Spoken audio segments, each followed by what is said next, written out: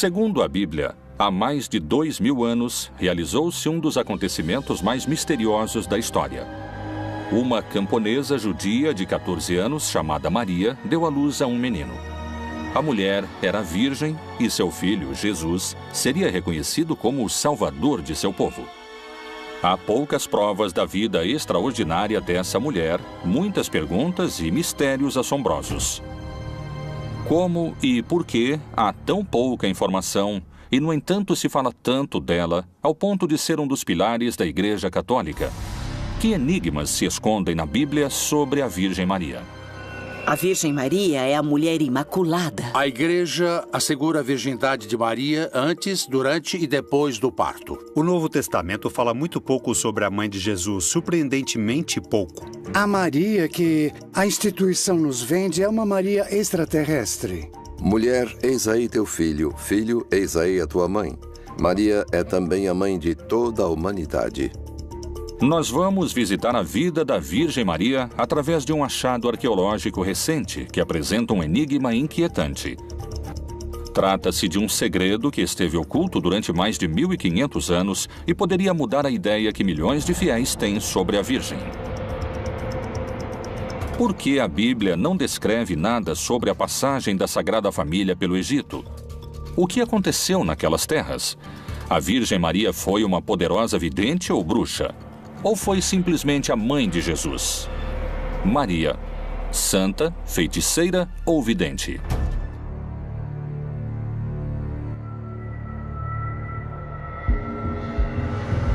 Recentemente, um manuscrito de mais de 1500 anos foi interpretado, escrito em língua copta, um idioma usado pela cristandade no Antigo Egito. É um feito que surpreendeu a comunidade científica, sobretudo pelo que sugere seu título, o Evangelho dos Oráculos de Maria. Através do Novo Texto, encontramos evidências de que Maria estava associada com práticas oraculares. Comunidades originárias ligadas justamente a práticas de cura, pois retomaram a figura de Maria e fizeram justamente esse escrito. A partir disso, a pergunta que surge é se Maria, em seu ministério, em sua vida, usou de práticas curativas. A Igreja Católica vem administrando de diferentes maneiras ao longo de sua história a aparição de figuras que dizem possuir poderes mágicos, aparecem nos escritos dizendo que elas têm algum tipo de poder. Em geral, esses poderes têm a ver com a comunicação com o divino ou com a saúde. Como o texto do Evangelho dos Oráculos de Maria está escrito em uma língua egípcia antiga, diferentes investigadores estão trabalhando na tradução de seus textos.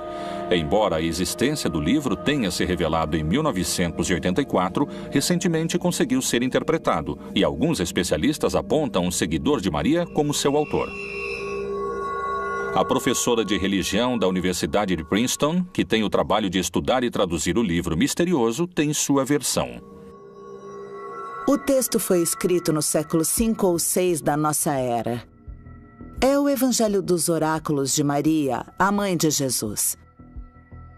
Maria recebeu as respostas que estão escritas nesses textos através do arcanjo Gabriel. Eu descobri que é um texto que ajuda a prever o futuro. É um livro que seria usado para definições. São 37 oráculos que podem ser utilizados, basicamente, por qualquer pessoa. Ele dizia assim: apresse-se, pois é chegado o tempo. Seu coração estará feliz. Siga adiante, porque a matéria está ligada a vocês através de Deus. Ele o preparará para um bom caminho e o salvará da aflição que o atinge. Se esses oráculos encontrados estão baseados no que transmitia a Virgem Maria, ela poderia ter tido poderes de vidente?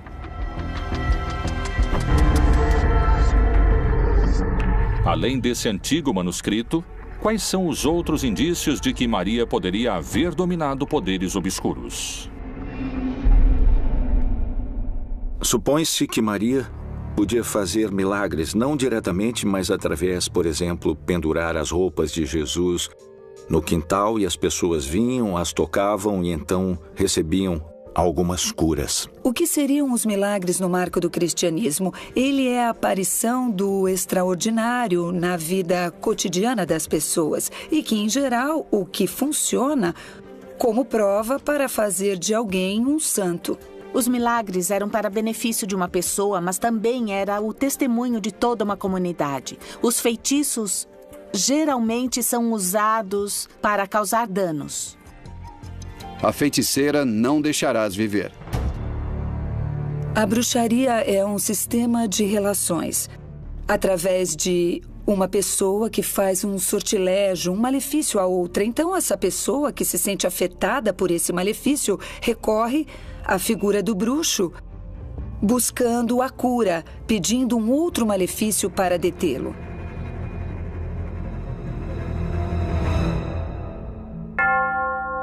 Desde mais de 2000 anos, centenas de milagres são atribuídos à Virgem Maria em todo o mundo. Esses poderes podem ter relação com os de uma feiticeira? Talvez a resposta se encontre entre as virgens e bruxas mais famosas da história. Bodmin, Inglaterra, começo do século XIX. Joan White, uma das bruxas mais famosas da história. Diziam que ela era clarividente e que as pessoas recorriam a ela para adivinhar seu futuro e curar-se. Ela visitava um poço santo, pendurava os curativos de uma pessoa enferma nos galhos de uma árvore e assim ajudava em sua cura. Crê-se que no poço sagrado onde curava os enfermos, ela invocava os poderes da Virgem Maria. Na verdade, o Novo Testamento fala muito pouco da Mãe de Deus, surpreendentemente pouco. E às vezes, não de uma maneira, digamos, positiva, como a piedade cristã imagina, ou até como a piedade cristã crê. Por quais motivos a Bíblia fala tão pouco sobre a vida da Virgem? Será que Maria teria levado uma vida fora dos parâmetros da doutrina da Igreja? Qual é a relação e quais mistérios revelam os achados dos oráculos de Maria? As pessoas que escreveram este oráculo consideravam Maria uma médium. Eu acredito que esse texto funcionava como uma pessoa que consulta a Bíblia hoje em dia. Ela a abre e a passagem que lê está dirigida à sua vida. Em certo sentido, esses oráculos eram como os psiquiatras do mundo antigo. São muitas as passagens bíblicas que anunciam os castigos de Deus àqueles que desviam do caminho e das Escrituras Sagradas. A leitura que se faz através desses personagens é uma leitura oficial. E é a leitura que chega a todos nós. Algum homem ou mulher em si tiver um espírito de necromancia ou espírito de adivinhação, certamente morrerá. Serão apedrejados. O seu sangue será sobre eles. Na Bíblia, vamos encontrar personagens que estarão fora de toda a estrutura religiosa, que queriam se apresentar ou que se apresentavam dentro do povo. A bruxaria é incompatível com a fé em Deus a partir do ponto de vista bíblico, porque aquele que dá a saúde, se você usa de bruxaria para se curar, aquele que dá a saúde é Deus, embora existam médicos. Se se trata de conhecer o futuro, aquele que o revela é Deus. E aquele que conduz a história é somente Deus. Portanto, a bruxaria é incompatível com a fé no Senhor. As aparições da Virgem Maria são sempre um mistério. Nessa questão entra uma série de aparições marianas que podemos entender como uma intervenção da Mãe do Nosso Senhor, da Mãe de Deus. A Igreja tem muito cuidado quanto a reconhecer uma aparição, porque a charlatanice é muito fácil. Em 11 de agosto de 1858, em Lourdes, na França, a jovem Bernadette Soubirous caminhava quando escutou um barulho e sentiu o vento.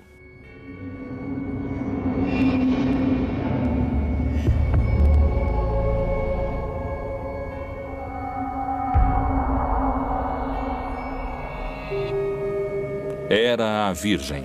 Assim foi registrado e autenticado pela Igreja. A mensagem de Lourdes é muito interessante porque é uma mensagem de saúde, é uma mensagem onde surge esse manancial de água que se converte no princípio de curas milagrosas. Hoje existem equipes de cientistas, de médicos, que quando acontecem curas extraordinárias, as estudam para determinar se se trata de um evento divino, de um milagre. Hoje ela poderia ser uma espiritualista, uma cartomante ou qualquer prática dessas. Não existem diferenças entre o milagre e a feitiçaria. O que importa é a mágica. Atualmente, a figura da Virgem transcende a de qualquer figura bíblica, especialmente em alguns países da América Latina, como o México, onde o Dia da Virgem é mais importante do que o próprio Natal. A Virgem de Guadalupe é talvez a aparição que esconde os maiores enigmas. Que poderes secretos existem por trás da Virgem Maria? A primeira aparição foi em um sábado, 9 de dezembro de 1531, quando São Juan Diego colocou diante do frei Juan de Zumárraga as rosas que levava em sua tilma. Ele deixa caírem as rosas que havia colhido no Monte Tepeyac e, bem, eis que se formou a imagem da Santa Maria de Guadalupe. Esta Virgem está cercada de mistérios que a ciência não pode explicar. Para muitos está ligada ao milagre, para outros à bruxaria.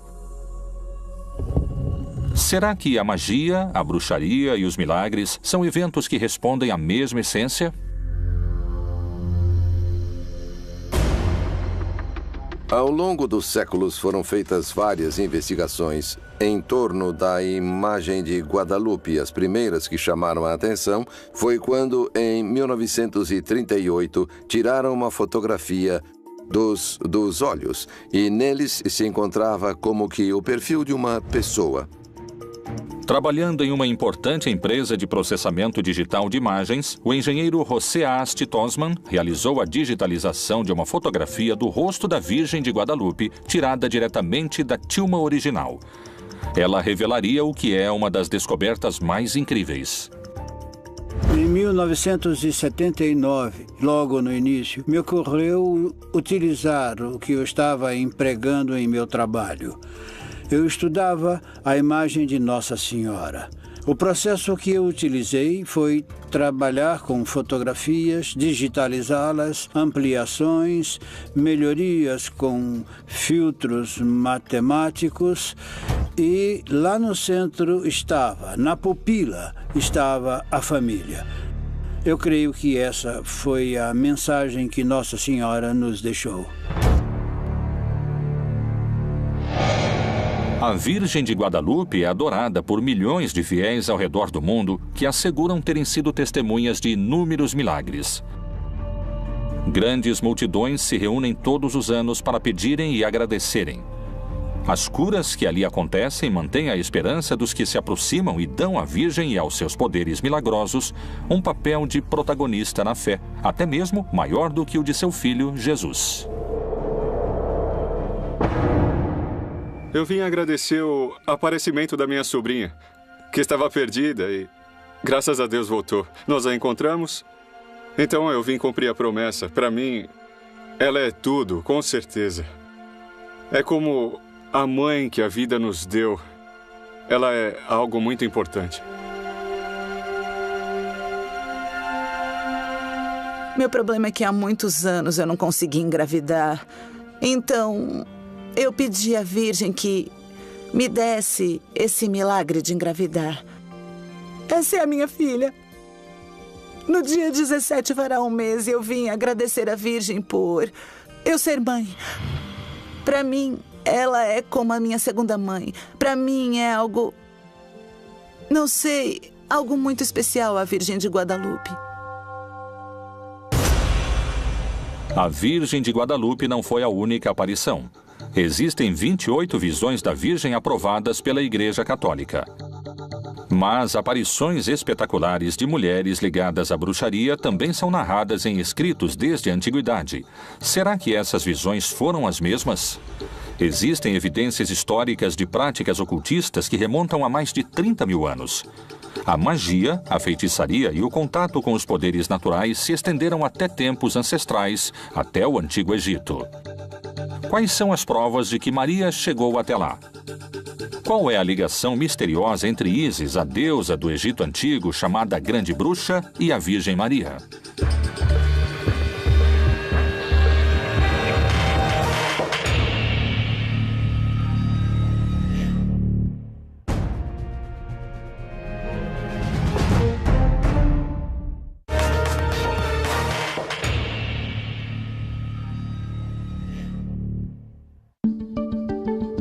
A descoberta de um manuscrito de mais de 1.500 anos de idade intitulado O Evangelho dos Oráculos de Maria surpreendeu a comunidade arqueológica e despertou uma hipótese inquietante. Será que Maria teria sido uma vidente? Existem antecedentes dessas práticas no Egito? Especialistas afirmam que esse texto misterioso foi usado lá.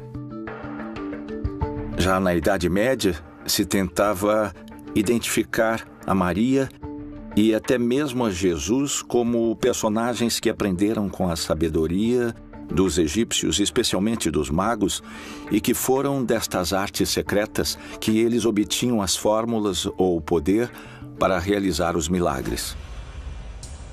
Será que a Virgem Maria teria chegado até essa região do Alto Egito? Ela aprendeu no Egito técnicas para dominar poderes misteriosos? Maria estava no lugar onde o manuscrito foi achado? Para revelar esses mistérios, é necessário seguir os passos da Sagrada Família até a terra dos faraós. Então Herodes, vendo que havia sido iludido pelos magos, irritou-se muito e mandou matar todos os meninos que havia em Belém. O contexto é que Herodes, um idumeu, aliado a Roma, fica sabendo da visita de uns magos que vinham do Oriente e que havia nascido um rei. Ele pensa que é um rei terreno que vai tirá-lo de seu lugar. E então ele decide matar os meninos de uma aldeia que fica ao sul da Judéia e que se chama Belém. E tendo ele se retirado, eis que o anjo do Senhor apareceu a José num sonho, dizendo: Levanta-te e toma o menino e sua mãe, e foge para o Egito, e demora-te lá até que eu te diga, porque Herodes há de procurar o menino para o matar. Quando nós lemos as Escrituras Sagradas, com certeza ela nos diz que, para salvar o menino de Herodes, que pretendia matá-lo, a Sagrada Família foi para o Egito. No Egito, a feitiçaria ou as práticas mágicas ligadas aos sacerdotes, aos sábios, fazem parte da cultura milenar. Muitas das práticas culturais e religiosas foram absorvidas também por Israel. Mesmo sem termos conhecimento do local onde foi encontrado o Evangelho dos Oráculos de Maria, os textos similares dão indícios de uma possível origem onde práticas religiosas e rituais pagãos eram realizados. Não sabemos exatamente onde esse texto foi encontrado. O que sabemos é que foi doado à Universidade de Harvard, mas as pessoas que o doaram não disseram onde o encontraram. Existe um lugar no Egito onde tem o altar de um santo, São Colutos, que fica localizada na cidade de Ansena. Lá foi encontrada uma página de um texto similar. Assim, nós soubemos que as mesmas pessoas que praticavam essas mesmas consultas usando os altares dos santos no Egito. Numerosas evidências encontradas, desde talismãs, amuletos, hieróglifos e manuscritos, indicam que os egípcios buscavam contato com seres de dimensões espirituais e pretendiam dominar os poderes sobrenaturais. Como isso pode ter influenciado Maria? Todas essas sociedades que nós viríamos a chamar de Oriente Médio, com processos de expansão desses reinos que se transformaram em impérios e suas políticas de dividir as comunidades e realizar deportações foram se formando comunidades desses grupos que começaram a ser, digamos, excluídos desse lugar geográfico onde habitavam e começaram a viver em outras zonas. Analisar sociedades antigas com os parâmetros de hoje às vezes pode ser um pouco complicado porque temos que nos situar no contexto. Nesse momento estamos situados nos primeiros séculos, do 1º ao 3º século da era cristã, onde o termo que se utilizava mais comumente era o termo mago, maga, que vinha do egípcio mag, que significa sacerdote. Então, são as pessoas ligadas a essas práticas sacerdotais e curativas na época que hoje as tipificamos como práticas de feitiçaria. Assim, Maria e sua família passaram de serem adorados por reis do Oriente a serem fugitivos perseguidos pela lei. Segundo o Evangelho extracanônico, a Sagrada Família partiu de Belém até Gaza, onde atualmente é o Parque de Zaranik, situado a 40 quilômetros a oeste de Al-Arish. Eles entraram no território egípcio pela parte mais setentrional do árido e duro deserto do Sinai. Nós temos registros do século VI a.C. de uma comunidade em Elefantina, composta praticamente por militares judeus, os quais haviam encontrado os papiros, os famosos papiros de Elefantina. Esses papiros nos revelaram como era o judaísmo na época. Em Elefantina havia um judaísmo sincrético, onde o templo era dedicado a Yahvé e também à deusa Anat.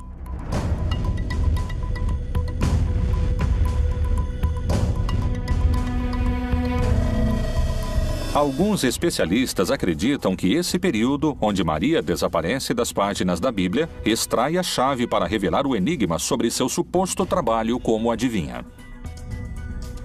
Foram feitos... Bom, nós já reconhecemos que foram feitos templos no Egito à Sagrada Família. Foram encontrados grandes santuários dedicados à Sagrada Família, especialmente à Virgem Maria. Por que Maria parece ter causado mais impacto no Egito do que o próprio Jesus? Foi por seus milagres ou feitiços, como os chamam os céticos? Nos evangélicos, que não foram incorporados à Bíblia e nas tradições coptas, são descritos vários milagres de Maria no Antigo Egito.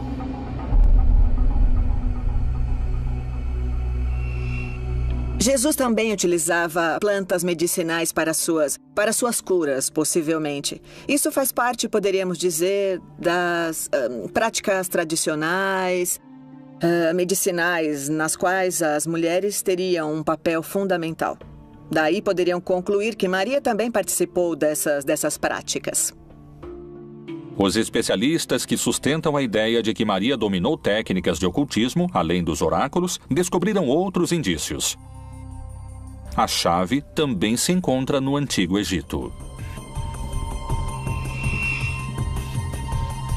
No texto bíblico, nós teremos Maria, que em alguns momentos é muito forte, pois foi um instrumento de Jesus, do Deus feito carne.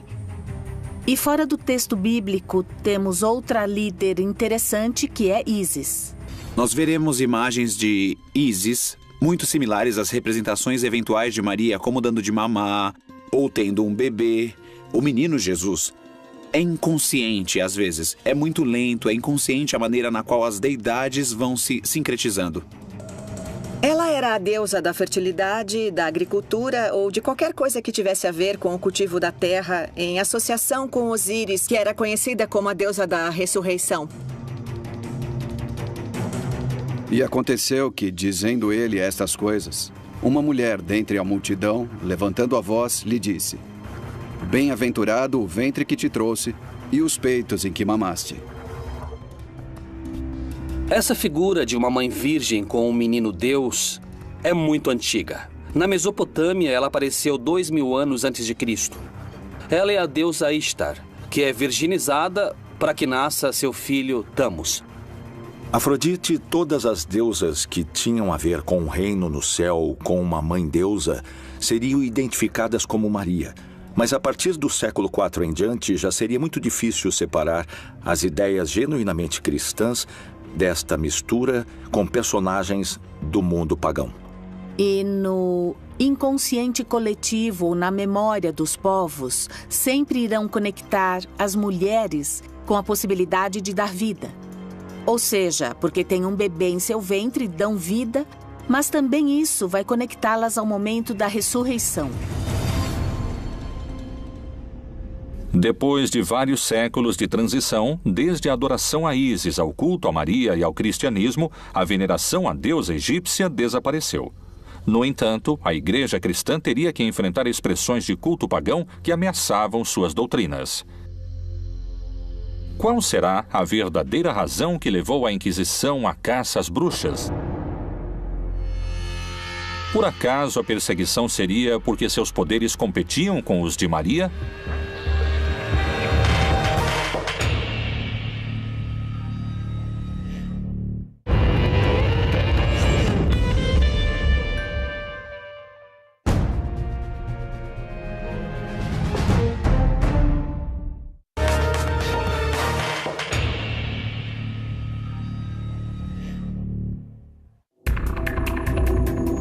A chegada do cristianismo a Roma mudou a história de todo o mundo.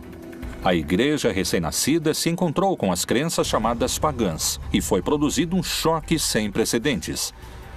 Segundo alguns estudiosos, a figura da Virgem Maria também haveria sofrido mudanças para adaptá-la às crenças pré-existentes. O que foi escondido sobre a verdadeira Virgem Maria? Posteriormente, o Império condenou como bruxarias as mesmas atividades que transformaram Maria na mulher mais venerada pelo novo cristianismo romano.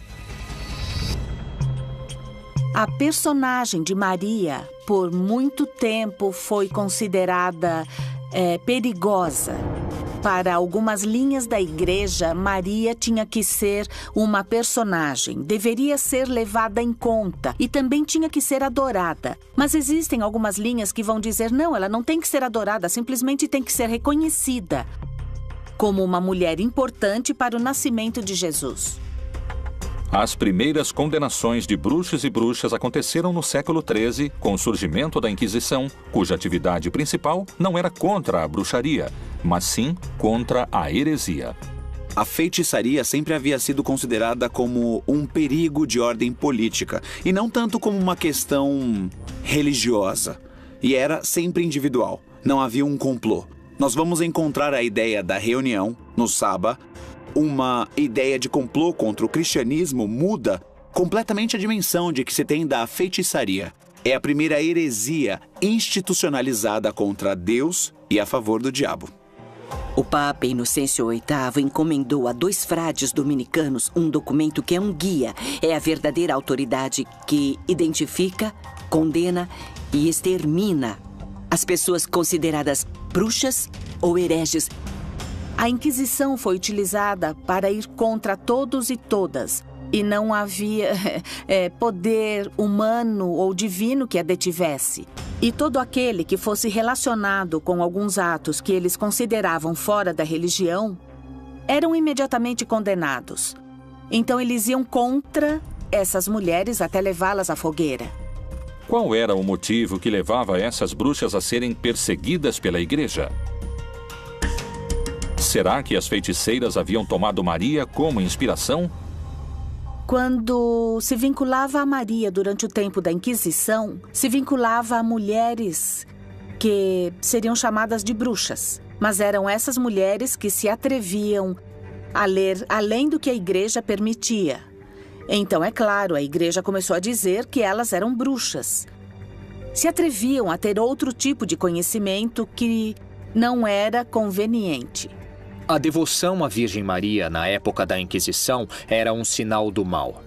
Realmente, os inquisidores reformaram uma estátua da Virgem Maria, introduzindo elementos perfurantes para colocar a vítima em seu interior e que era perfurada no momento em que a estátua era fechada.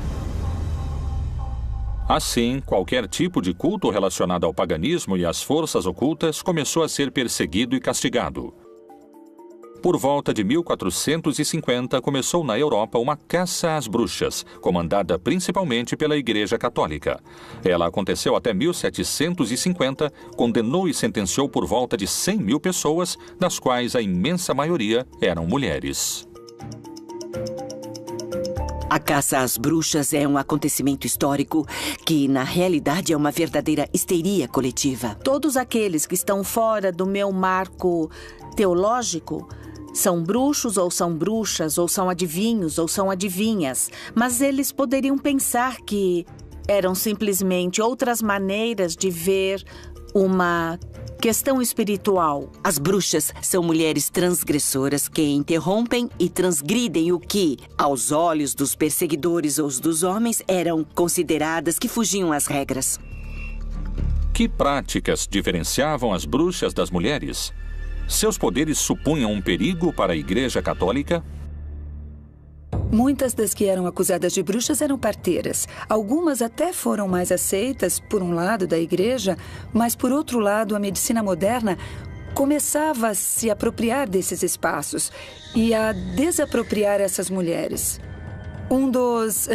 Uma das questões simbólicas que eram vistas e que, quando eram acusadas de bruxas, estavam contra a sociedade. Tinham rituais estranhos. As práticas que se davam nas reuniões, nos rituais, que são práticas sexuais infanticidas, orgiásticas, que tinham, digamos, como única finalidade legitimar essa união que tinha com Satanás.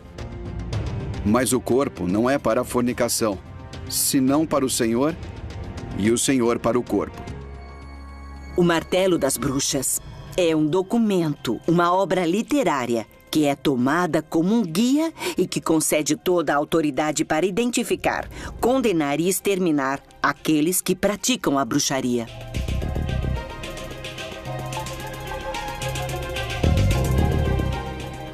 Na Idade Média, o imaginário feminino e a força da feminilidade volta com as beguinas, que nascem na Alemanha.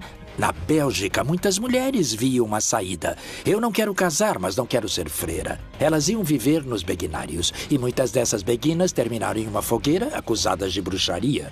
Foi o medo da força feminina outra vez, e destruíram os beguinários com fogo. As ideias que relacionavam Maria com a deusa Ísis e com a magia pareciam ficar para trás. No entanto, segundo afirmam esses especialistas, a Idade Média foi uma época de controvérsia e discussão sobre outro aspecto da vida de Maria, o sexo.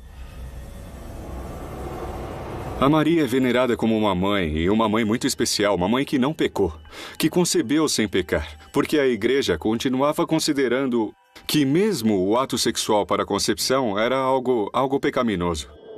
É daí que vieram, por exemplo, os lençóis com furos para que não vissem os corpos, a malícia, que significava a nudez da mulher, não a do homem. Parece que a maldade estava encarnada na mulher. As mudanças físicas próprias de uma mulher já são uma alteração no corpo, então isso para eles era um efeito demoníaco, que a elas se atribuía o fato de terem esses poderes demoníacos. Por isso é que eram torturadas e queimadas.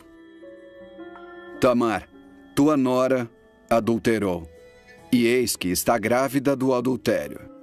Então disse Judá: tirai-a fora, para que seja queimada. Eu creio que Maria é Maria e tem o lugar que tem porque não é uma mulher. É uma mãe, não é uma mulher. A Virgem Maria é o protótipo da mãe, é a mulher imaculada, ou seja, sem mancha. Nela não há pecado, porque também está associada à sua maternidade e à sua obediência. Maria é virgem, enquanto que a bruxa pratica sexo selvagem. Maria se entrega ao Espírito Santo, a bruxa se entrega ao demônio. Maria concebeu o Filho de Deus, enquanto que a bruxa concebe rãs e monstros. Segundo vários especialistas, para afastar a Virgem Maria de qualquer ideia ligada à magia e ao paganismo, a Igreja construiu sua imagem como o oposto das mulheres perseguidas. Enquanto muitas delas eram acusadas de práticas sexuais, Maria era vista como o contrário, virgem e com um único filho concebido por Deus. Se a virgindade era tão importante, o que aconteceria se Maria não tivesse sido virgem? A virgindade de Maria tem sido motivo de controvérsia durante séculos. Existem provas que indiquem o contrário? Há evidências de outros filhos?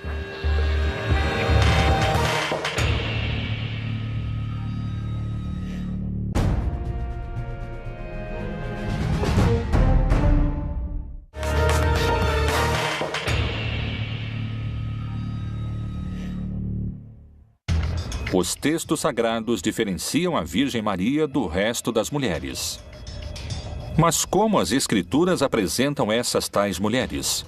Para reforçar a imagem de Maria como o oposto das feiticeiras, a Igreja também teria se apoiado em outras figuras femininas que a Bíblia descreve.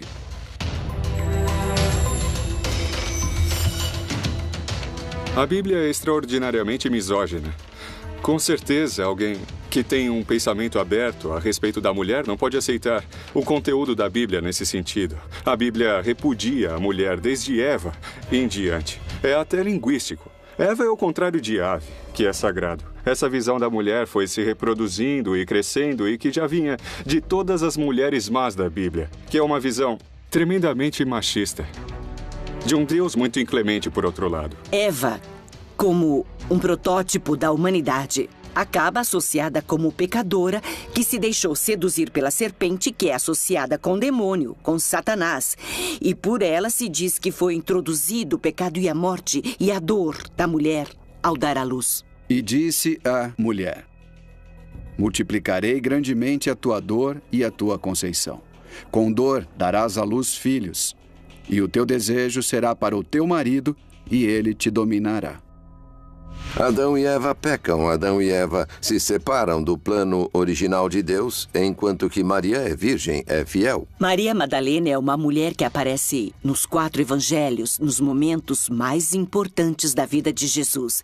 É dito que Jesus expulsou 7 demônios dela. Obviamente, uma interpretação patriarcal o associa imediatamente aos varões. Ela é pecadora porque tinha 7 amantes ou maridos.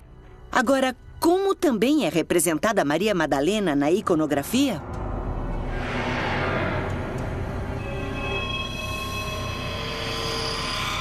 Livre. A virgindade de Maria ainda hoje é motivo de debate e controvérsia. O momento conhecido como a Anunciação da Virgem inspira esperança em milhares de milhões de católicos, mas também desperta discussões sobre essa questão central no dogma da Igreja. Se faz presente o arcanjo Gabriel, que começa um diálogo com Maria. Ele a chama e diz, bem-aventurada, e diz a ela que foi eleita para ser a mãe de Deus. O anjo espera uma resposta. Maria, surpresa, pergunta como isso poderia acontecer. E quando ela entende de alguma maneira o mistério que está por acontecer, ela diz estar de acordo, acredita no que foi dito, e quando o anjo se retira da sua presença, Maria está grávida. Essa não é uma negação do valor do sexo, pelo contrário, é a consagração da condição sexual feminina de Maria, o fato de ser mãe. É virgem e mãe. Certamente para Deus tudo é possível. É muito difícil para nós entender como isso poderia acontecer. Mas, com certeza, ela era virgem antes do parto, no parto e depois do parto. Esse é o dogma, é nisso que cremos. O mesmo Senhor vos dará um sinal. Eis que a virgem conceberá e dará à luz um filho. Em grego, o evangelho nunca disse que era virgem. A chamam de kore, que quer dizer começou a menstruar donzela. A donzela era uma adolescente, não necessariamente uma virgem, muito menos nessa época, onde aos 12, 13, 14 anos no máximo, já estavam vivendo a metade de suas vidas. Por que hoje em dia ainda é tão importante a imagem de uma mãe virgem? Sempre vão pensar que a mulher tem que ser absolutamente pura e santa e divina. E falar que a própria mãe de Jesus não tivera mais filhos e que se conservou virgem, mesmo depois do nascimento de Jesus, foi um grande tema e também uma grande discussão teológica. Jesus foi se transformando nos arquétipos religiosos da época. E para isso é preciso fazer de Maria mamãe, seguindo os arquétipos religiosos da época. Ou seja, na época, para dizer que alguém teve uma inspiração divina, tinha que dizer que era um filho ou uma filha da divindade com alguém humano. E por que uma virgem? Não pela pureza. Isso seria inventado 5, 6 séculos depois de Cristo. E sim pela autonomia da mulher. Um Deus não pode nascer de uma subjugada. Um Deus não pode nascer de uma submetida. Um Deus tem que nascer de uma virgem independente. A questão da virgindade de Maria se relaciona com outro mistério que também é motivo de discussão há vários séculos. Maria teve outros filhos além de Jesus? Há outras linhagens ocultas pela Igreja? Vamos observar que nos evangelhos se fala de outros irmãos de Jesus e que certamente Maria teve outros filhos. A Igreja trata de ignorar isso por um princípio de dogma. Esse dogma sempre trata Maria como virgem, pretendendo elevar um pouco a condição de Maria a uma situação de destaque, quase que espiritual. E ele, ainda falando para a multidão, eis que estavam fora sua mãe e seus irmãos, pretendendo falar. Essas expressões deram brecha para que alguns digam que Maria tenha tido mais filhos. Nós temos que ver que o texto bíblico, quando quer falar de filhos, diz filho de, ou nascido de, ou gerado por. E a expressão filho de Maria não aparece nunca no texto sagrado. As interpretações sobre a virgindade de Maria, seus poderes e seus outros filhos são diversas e seguem sendo motivo de discussão atualmente. O que ninguém põe em dúvida, nem historiadores e nem teólogos, é que Maria foi a mãe de Jesus. Porque só um dos evangelhos a menciona aos pés da cruz no dia da crucificação de seu filho? Que dados a Igreja e a Bíblia escondem sobre a relação entre Maria e Jesus? Maria foi uma militante do projeto do Reino de Deus ou foi sua pior detratora?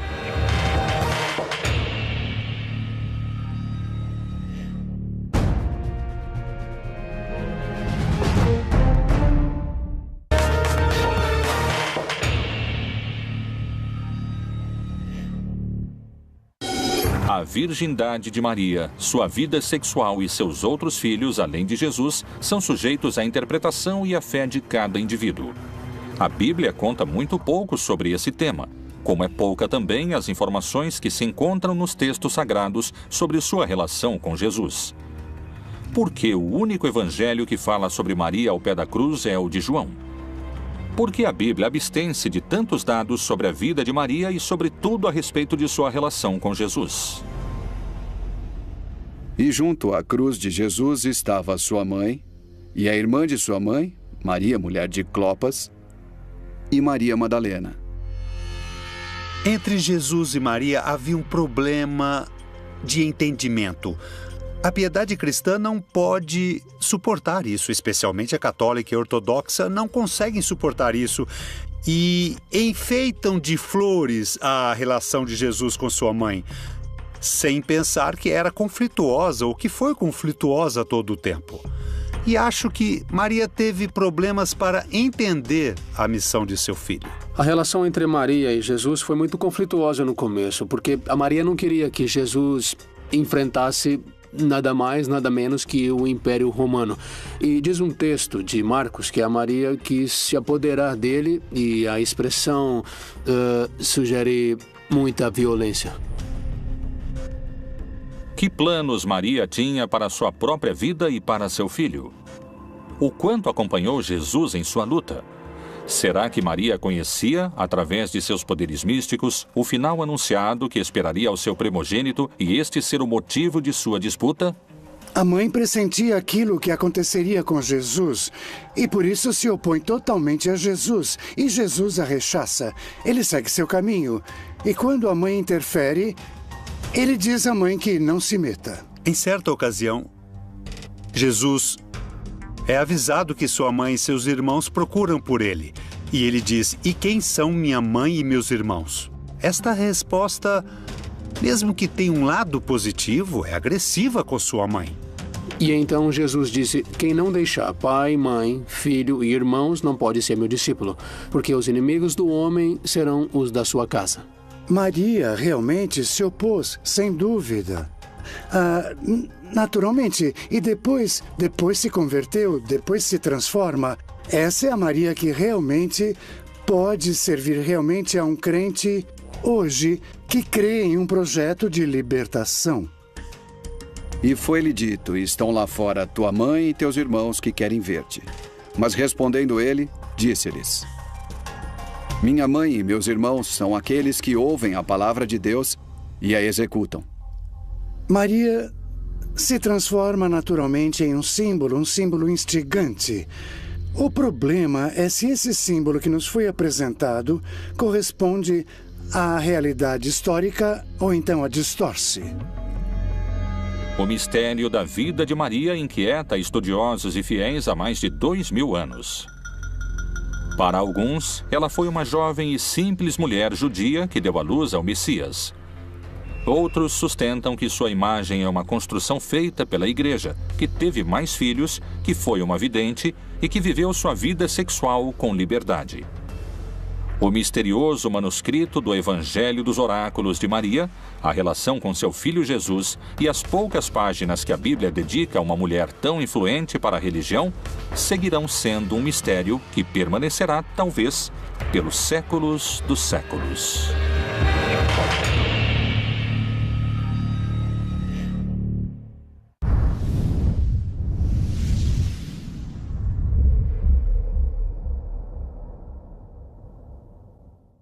De 2000 anos, centenas de milagres são atribuídos à Virgem Maria em todo o mundo. Esses poderes podem ter relação com os de uma feiticeira? Talvez a resposta se encontre entre as virgens e bruxas mais famosas da história. Bodmin, Inglaterra, começo do século XIX. Joan White, uma das bruxas mais famosas da história. Diziam que ela era clarividente e que as pessoas recorriam a ela para adivinhar seu futuro e curar-se. Ela visitava um poço santo, pendurava os curativos de uma pessoa enferma nos galhos de uma árvore e assim ajudava em sua cura. Crê-se que no poço sagrado onde curava os enfermos, ela invocava os poderes da Virgem Maria. Na verdade, o Novo Testamento fala muito pouco da Mãe de Deus, surpreendentemente pouco. E às vezes, não de uma maneira, digamos, positiva, como a piedade cristã imagina, ou até como a piedade cristã crê. Por quais motivos a Bíblia fala tão pouco sobre a vida da Virgem? Será que Maria teria levado uma vida fora dos parâmetros da doutrina da Igreja? Qual é a relação e quais mistérios revelam os achados dos oráculos de Maria?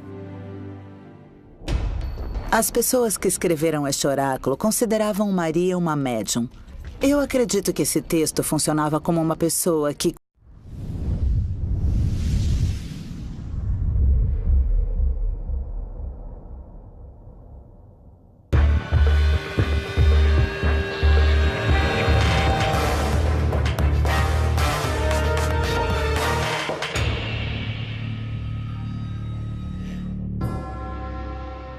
Segundo a Bíblia, há mais de 2000 anos, realizou-se um dos acontecimentos mais misteriosos da história. Uma camponesa judia de 14 anos, chamada Maria, deu à luz a um menino. A mulher era virgem e seu filho, Jesus, seria reconhecido como o salvador de seu povo. Há poucas provas da vida extraordinária dessa mulher, muitas perguntas e mistérios assombrosos. Como e por que há tão pouca informação e, no entanto, se fala tanto dela ao ponto de ser um dos pilares da Igreja Católica? Que enigmas se escondem na Bíblia sobre a Virgem Maria? A Virgem Maria é a mulher imaculada. A Igreja assegura a virgindade de Maria antes, durante e depois do parto. O Novo Testamento fala muito pouco sobre a mãe de Jesus, surpreendentemente pouco. A Maria que a instituição nos vende é uma Maria extraterrestre. Mulher, eis aí teu filho. Filho, eis aí a tua mãe. Maria é também a mãe de toda a humanidade. Nós vamos visitar a vida da Virgem Maria através de um achado arqueológico recente que apresenta um enigma inquietante. Trata-se de um segredo que esteve oculto durante mais de 1500 anos e poderia mudar a ideia que milhões de fiéis têm sobre a Virgem. Por que a Bíblia não descreve nada sobre a passagem da Sagrada Família pelo Egito? O que aconteceu naquelas terras? A Virgem Maria foi uma poderosa vidente ou bruxa? Ou foi simplesmente a mãe de Jesus? Maria, santa, feiticeira ou vidente?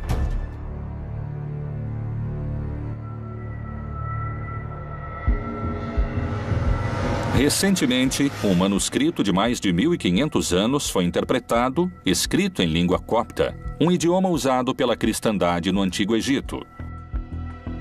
É um feito que surpreendeu a comunidade científica, sobretudo pelo que sugere seu título, O Evangelho dos Oráculos de Maria.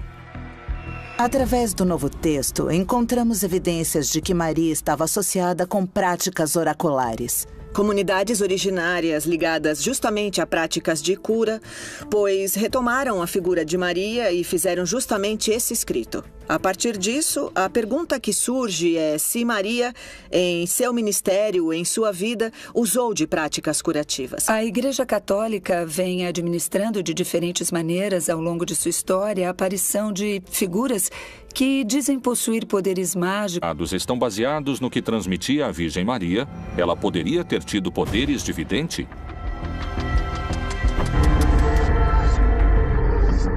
Além desse antigo manuscrito, quais são os outros indícios de que Maria poderia haver dominado poderes obscuros? Supõe-se que Maria podia fazer milagres, não diretamente, mas através, por exemplo, pendurar as roupas de Jesus no quintal e as pessoas vinham, as tocavam e então recebiam algumas curas. O que seriam os milagres no marco do cristianismo? Ele é a aparição do extraordinário na vida cotidiana das pessoas e que, em geral, o que funciona como prova para fazer de alguém um santo. Os milagres eram para benefício de uma pessoa, mas também era o testemunho de toda uma comunidade. Os feitiços geralmente são usados para causar danos. A feiticeira não deixarás viver. A bruxaria é um sistema de relações. Através de uma pessoa que faz um sortilégio, um malefício a outra. Então, essa pessoa que se sente afetada por esse malefício recorre à figura do bruxo, buscando a cura, pedindo um outro malefício para detê-lo.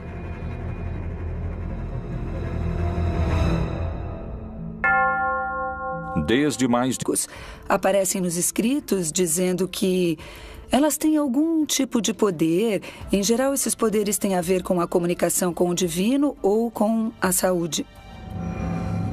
Como o texto do Evangelho dos Oráculos de Maria está escrito em uma língua egípcia antiga, diferentes investigadores estão trabalhando na tradução de seus textos. Embora a existência do livro tenha se revelado em 1984, recentemente conseguiu ser interpretado, e alguns especialistas apontam um seguidor de Maria como seu autor.